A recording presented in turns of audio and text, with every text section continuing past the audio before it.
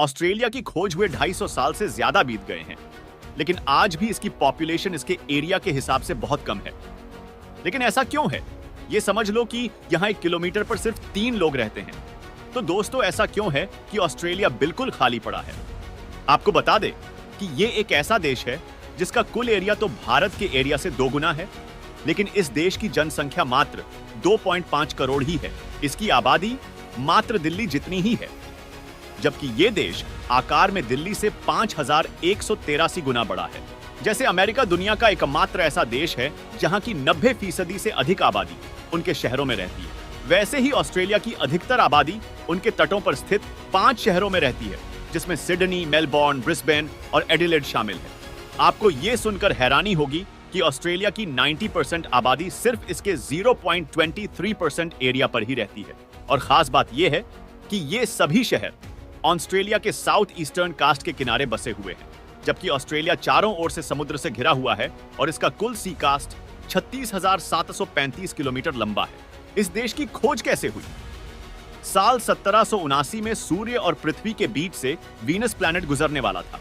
यह घटना सिर्फ साउदर्न हेमिस्फेयर से ही दिखाई देती। जब ब्रिटिश सरकार को इस बात की जानकारी हुई तो इन्होंने इससे रिलेटेड इंफॉर्मेशन जुटाने के लिए कैप्टन जेम्स कुक की लीडरशिप में एक कैंपेन भेजकर साउदर्न हेमिस्फेयर में एक जगह खोजने के बारे में सोचा। अब कई महीने बीत गए थे। जेम्स कुक को कोई भी धरती नहीं मिल रही थी। वे समुद्र में आगे बढ़ते रहे। साल 1770 में ये एक ऐसे टापू पर पहुंचे जहां दूर दूर तक सिर्फ बंजर था और बस कुछ जनजाति थी, जिसके एक तरफ समुद्र तो दूसरी तरफ दूर दूर तक वीरान जमीन। इसके बाद उन्होंने यहां पर कब्जा कर लिया। ऑस्ट्रेलिया की खोज हुए 250 साल से ज्यादा बीत गए हैं, लेकिन आज भी इसकी पॉपुलेशन इसके एरिया के हिसाब से बहुत कम है। लेकिन ऐसा क्यों है? ये समझ लो कि यहाँ 1 किलोमीटर पर सिर्फ 3 लोग रहते हैं। ऑस्ट्रेलिया के डेजर्ट का लगभग 1/3 हिस्सा आज ट्राइबल लैंड घोषित है।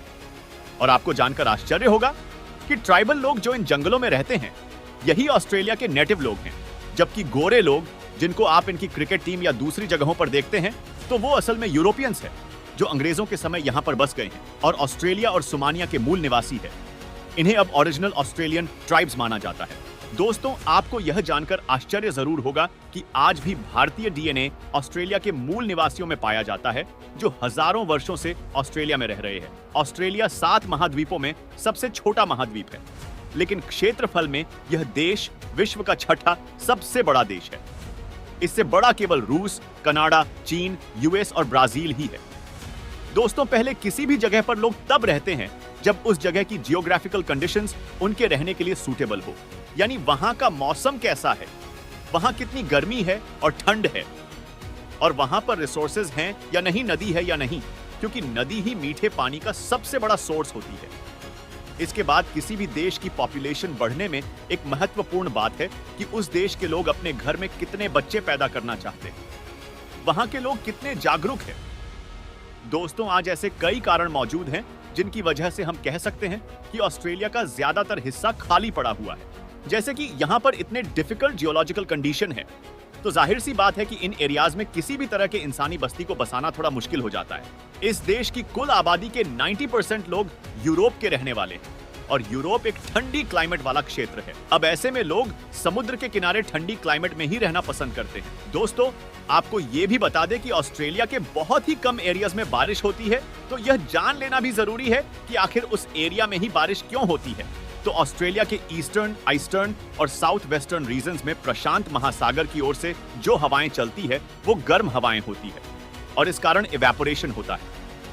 इसके बाद ग्रेट डिवाइडिंग रेंज नामक पर्वत इस क्षेत्र में होने के कारण इधर आने वाली हवाओं को यह रोक लेता है, और ऑस्ट्रेलिया के इन्हीं रीजन्स में बारिश होती है और मौसम ठंडा रहता है।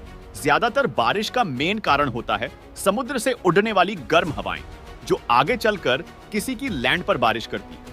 जबकि ऑस्ट्रेलिया के केस में यह बिल्कुल अलग है, क्योंकि इसके वेस्टर्न कास्ट पर जो हवाएं चलती हैं वो ठंडी होती है, जिसकी वजह से समुद्र से पानी का इवेपोरेशन नहीं हो पाता।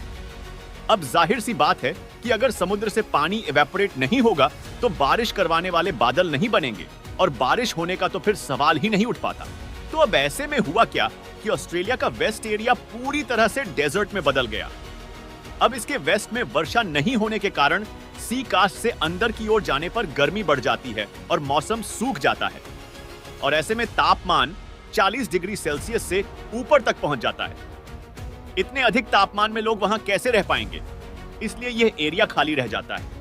वहीं ऑस्ट्रेलिया की इकोनॉमी में एक बड़ा हिस्सा एग्रीकल्चर और माइनिंग का भी है और इन दोनों को बड़े पैमाने पर मैकेनाइजेशन कर दिया गया है। यहाँ रोजगार के कई अवसर होने के कारण दूसरे क्षेत्र से लोग आकर रहने लगे। इस कारण से भी इस देश की पॉपुलेशन का एक बड़ा हिस्सा सेंट्रलाइज्ड होकर इन्हीं क्षेत्रों में आ गया और दूसरे क्षेत्र खाली होते चले गए। साथ ही अगर हम ऑस्ट्रेलिया के इतिहास की बात करें तो इसका इतिहास 3.8 मिलियन वर्ष से अधिक पुराना है। इतनी पुरानी भूमि होने के कारण इस देश की मिट्टी की ऊपरी परत पूरी तरह से नष्ट हो चुकी है और किसी भी मिट्टी की ये ऊपरी परत उसे उपजाऊ बनाती है, क्योंकि मिट्टी की ऊपरी परत में ही पानी सोखने की क्षमता होती है, जिसके कारण यहाँ की मिट्टी में पानी सोखने की उतनी क्षमता नहीं है और इसका ज्यादातर एरिया ड्राई है। ड्राई होने के कारण भी इसका ज्यादातर हिस्सा डेजर्ट में तब्दील हो गया है। दोस्तों, आज की वीडियो में बस इतना ही। आपको वीडियो पसंद आई है तो इसे लाइक जरूर करें और व्हाट्सएप, फेसबुक पर शेयर करें और सबसे जरूरी बात, चैनल को सब्सक्राइब जरूर कर लें।